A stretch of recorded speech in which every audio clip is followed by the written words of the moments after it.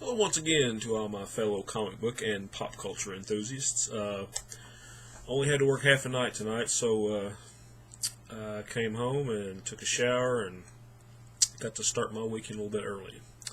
The weather here in Kentucky is nasty. It's snow and cold, and then it's rain and sleet, and then it's supposed to warm up, and then it's supposed to get cold again. There's a saying here: if you don't like the weather in Kentucky, just hang around for a little bit, it'll change, which that is the truth. So, anyway, I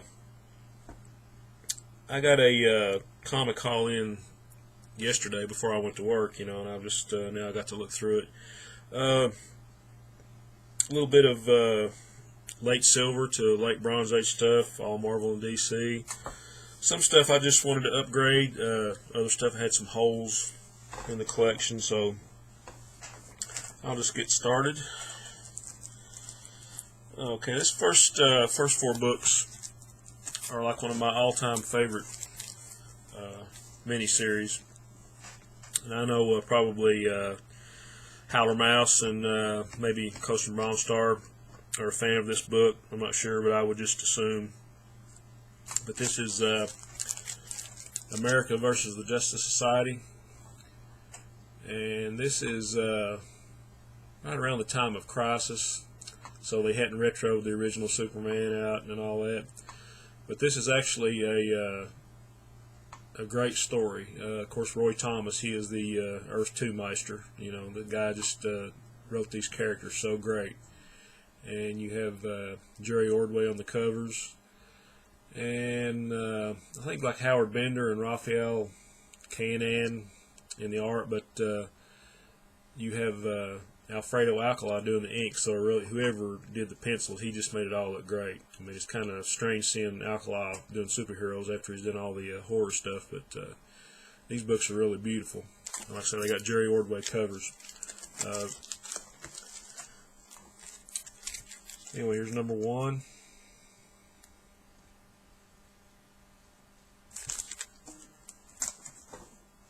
Okay, number two, with a really nice Spectre cover.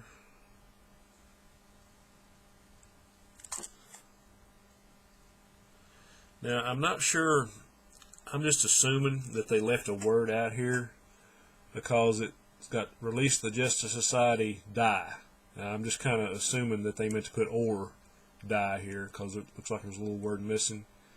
But that's been on every copy of this book I've seen, so I'm just assuming it's a printer's error. But it's a really nice cover.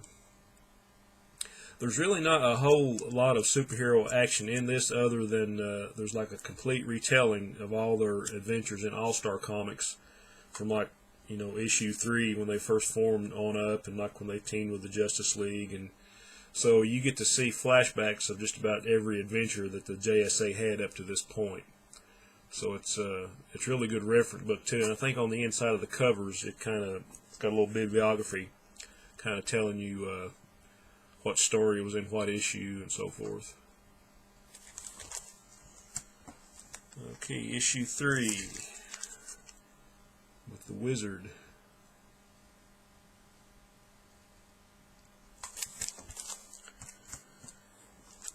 And issue 4 is a really cool cover with a black background with one of the greatest enemies, Per Degaton, trying to change history once again, for those of you who know of him. Okay, got some Bronze Age stuff. Like I say, this is stuff that's just going to fill some holes in my collection. Been wanting this book for a while, Defenders number 9. It's the Avengers Defenders crossover. And I think that's my wife just texted me. She's still at work, so I have to go back and pick her up. But this is a great cover, and it's a great story. I think they reprinted this story like in a trade several years ago. I think this is the only one I had missing. Okay, here's Defenders 14. Another really great cover. And I think it's got a cameo appearance by the Squadron Supreme in this and the issue before this in 13. I think you have the Squadron Supreme or the Squadron Sinister, whatever you want to call them. It's another great cover. Nebulon.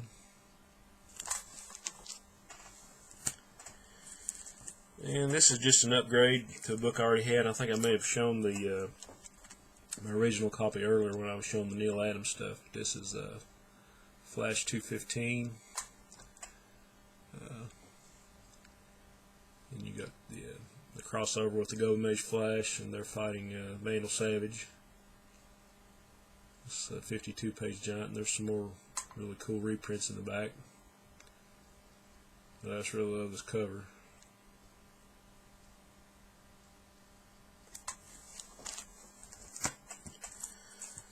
And another one of my favorite covers from the Justice League. I'll probably be showing this again later on when I show off my later JLAs, but this is just an upgraded copy because I wore my original one out pretty much.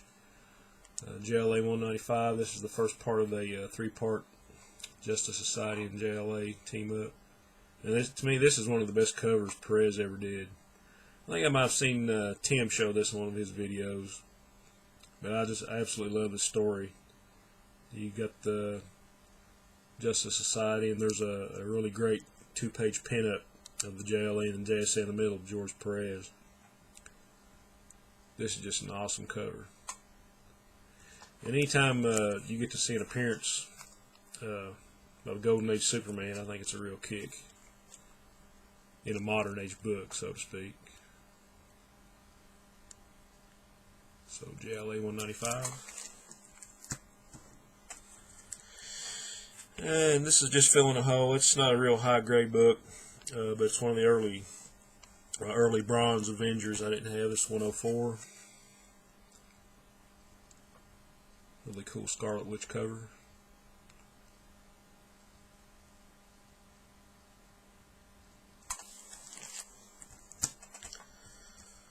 Okay, and his next several are a fewer upgrades, and most of them are just where I was trying to fill holes in my Captain Marvel run. Here we have Captain Marvel 17.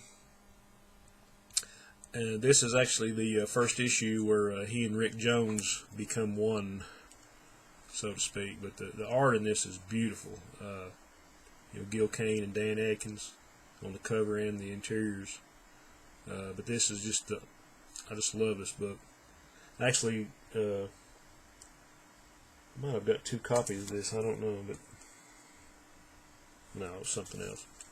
Anyway, this is where they first used the negabands, you know, where one is in the other place and the one is in the real world.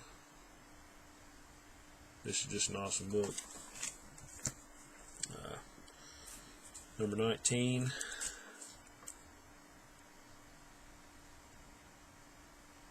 Another cool Gil Kane cover.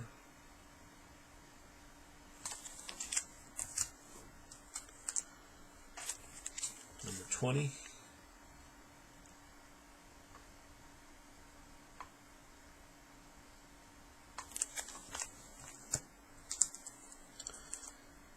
Yeah, this is the one I've got 2 copies of. Or I bought 2 copies because the one was so cheap.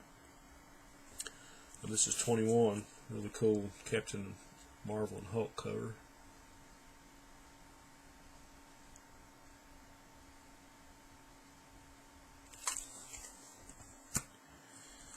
And the other copy, 21. I think this is the higher grade. I think it's got a little bit of writing up here and down here, but a little bit of writing really doesn't bother me that much.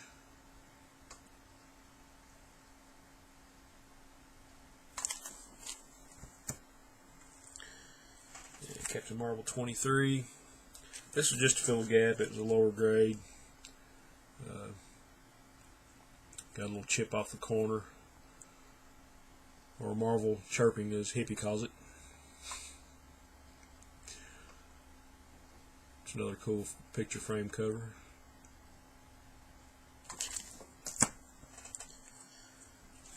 Okay, number 22. Megaton, the Atomic Assassin.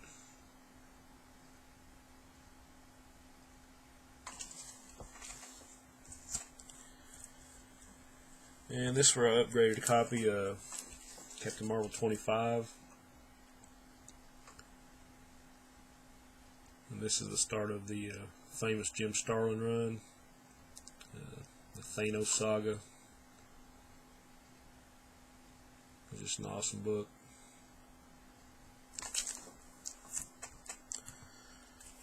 There's another, well, to me it's a famous cover because I just love it so much, but I've seen this cover a lot. Number 31.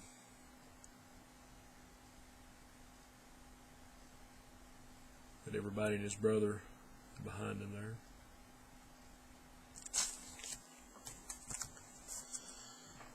Okay, I got a couple what I used to call when I was a kid big funny books. I used to buy the Marvel Treasuries and the famous first editions and the limited collector's editions that Marvel and DC put out. And these are actually two that I didn't have. This is number C30. This is a reprint of Sensation Comics number 1. Not the first appearance of Wonder Woman, but actually the first time she was in her own title before the Wonder Woman comic. And I don't think I've actually got to read any of these stories that I know of, unless they're in the back of a 100-page giant or an annual or something. This is looks to be like in fine condition. I think they graded it for VG. It's a pretty cool book. Here's another one I was missing. Edgar Rice Burroughs, Tarzan, Joe Kubert. And these are just reprinting some of the first stories that DC put out about 71 maybe, when Kubert started doing Tarzan. I just got through a couple days ago watching one of Custom Romstar's videos where he showed his Tarzan collection, and it just reminded me how much I love those books. And I saw this one pretty cheap, so. And the cool thing about these Treasury editions, you know, you have the how to draw pages and the puzzle page, and you have the 3D diorama cutouts. And when I originally bought these, I mean, I did all the puzzles, I did all the drawings, I did the 3D. So my original copies were pretty much useless. I mean, I got my money's worth when I bought these things because I did every puzzle and a little extra they had in there. And of course, it come at the price of probably sacrificing some of the story, but you know, I thought, well, it's, you know, I got my money's worth. But now that I've had to replace just about all of them, I mean, did I really get my money's worth? Who knows? Anyway, great book. Can't wait to sink my teeth into these. That's all I got for now, guys. I think next video I'm going to continue my showing my run of JLA. The next bunch will be from issue 75 on back to my earliest ones. I wish I did have all of them, but working on that slowly. I've got some more stuff coming in from eBay later. I got some Tales of Suspense and some Spider-Man stuff. I got another Green Lantern coming in with a Neil Adams cover. It's not the Denny O'Neil Neil Adams run, but I think he just did a couple covers earlier than when that run started, so I got one of those coming. But guys, thanks for watching. Appreciate all the comments. I've been doing pretty good about keeping caught up on people's videos lately, and I've got this weekend off, and I work a couple days next week, and then I've got 7 off straight because I'm getting ready for that convention next week. So onward and upward.